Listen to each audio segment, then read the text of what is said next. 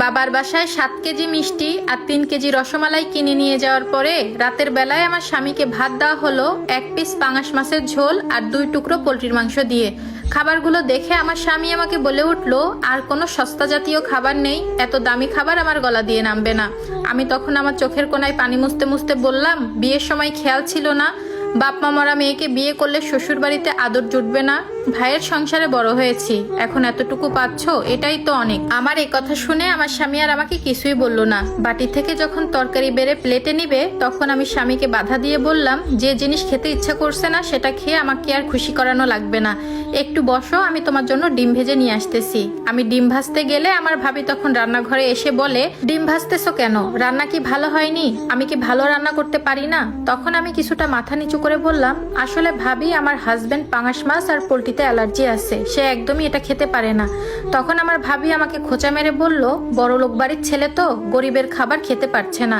আমি আমার ভাবির কথাগুলো শুনেও না শোনার ভান করে ডিমটা ভাজতে লাগলাম। পরের দিন সকাল 10টা বেজে গেল, কিন্তু তাও নাস্তার কোনো খবর নেই। এই অবস্থা দেখে আমি আমার ভাবিকে ডাকতে গেলাম, কিন্তু দেখলাম দরজা বন্ধ, ফ্রিজেও তালা মারা। আমার ডাকাডাকিতে ভাইয়া ভাবি রুম থেকে বের হয়ে আসলো ঠিক 10:30টার দিকে। তখন আমার ভাইয়া আমাকে বলল, কি রে, ছুটির দিনে এত সকালে ডাকাডাকি করছিস কেন?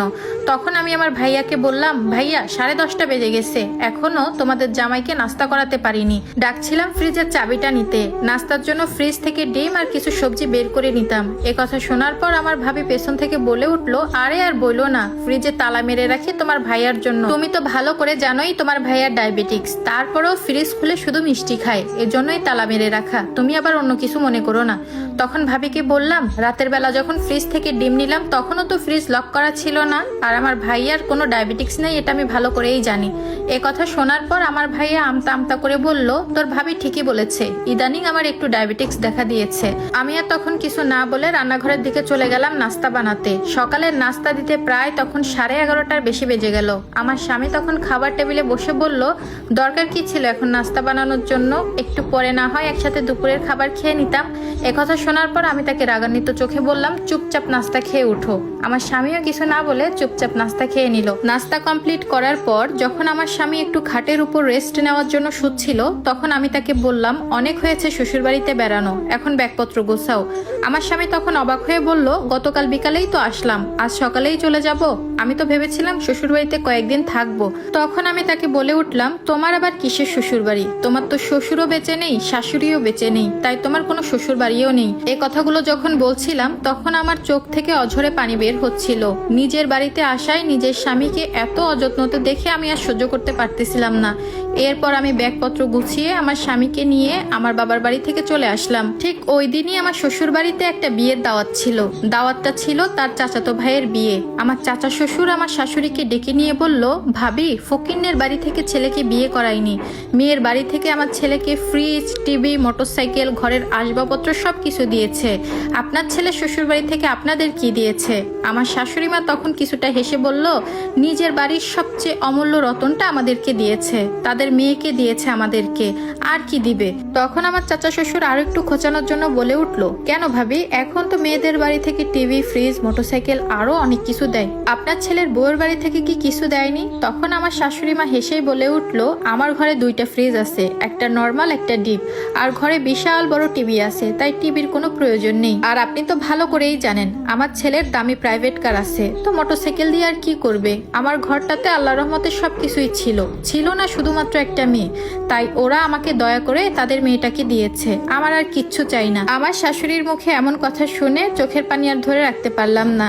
আমার শাশুড়ি তখন আমাকে দেখে বলল, এই তোর সমস্যা কি? কিছু হলেই এরকম চোখের পানি নাকের পানি এক করিস কেন?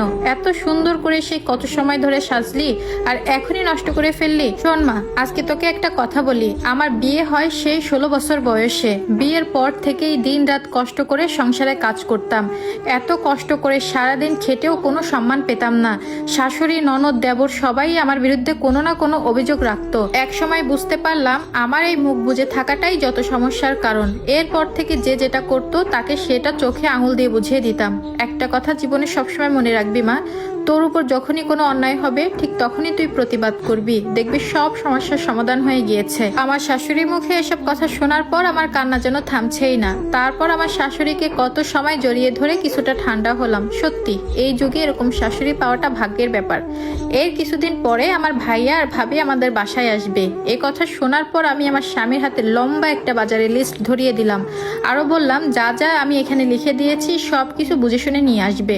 তখন আমার স্বামী আমার শাশুড়িকে বলে উঠলো, মা আমি তো ভেবেছিলাম 1 কেজির একটা পাঙাশ মাছ আর 1.5 কেজির একটা পোল্ট্রির মুরগি বাজার থেকে নিয়ে আসবো, কিন্তু তোমার বউ আমাকে এত বড় বাজারের লিস্ট করে দিয়েছে, আমার তো মনে হচ্ছে পুরো বাজারটাই আমার মাথায় করে নিয়ে আসতে হবে। তখন আমার শাশুড়ি মা কিছুটা মুচকি হেসে বলল, সবসময় কেন বউয়ের পেছনে এত লাগিস বলতো, যা তাড়াতাড়ি যা, যা আনতে বলেছে সবকিছু নিয়ে আয়। আমার ভাইয়া ভাবি যেদিন আমাদের বাসায় আসলো সেদিন আমি গরুর মাংস, খাসির মাংস, মুরগির মাংস সাথে 4 পদের মাছ রান্না করেছিলাম। সবাই খাওয়া দাওয়া শেষ করে যখন আমরা ড্রয়িং রুমে বসেছিলাম তখন আমার ভাইয়া আমাকে বলল, আসলে এসেছিলাম একটা দরকারে, তোর স্বামীর তো আল্লাহর রহমতে কোনো কিছুর অভাব নেই।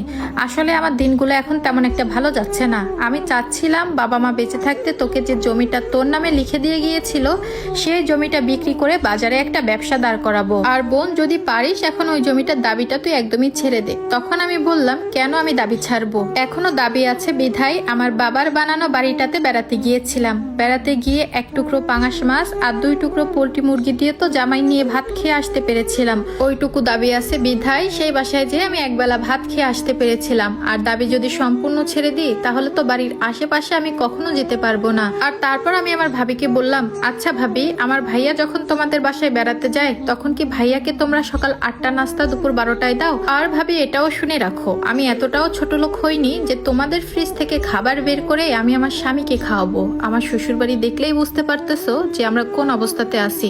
আর ভাইয়া সাফ সাফ কান খুলে শুনে রাখো, আমি আমার জমির ভাগ কখনো ছাড়বো না। সময় যখন হবে আমি আমার জমির ভাগটা ঠিকই বুঝে নিব, আর সেটা আদায় করতে হয় কিভাবে আমি ভালো করেই জানি। কথা শোনার পর আমার ভাইয়া ভাবি এক মুহূর্ত না দাঁড়িয়ে সেখান থেকে চলে গেল।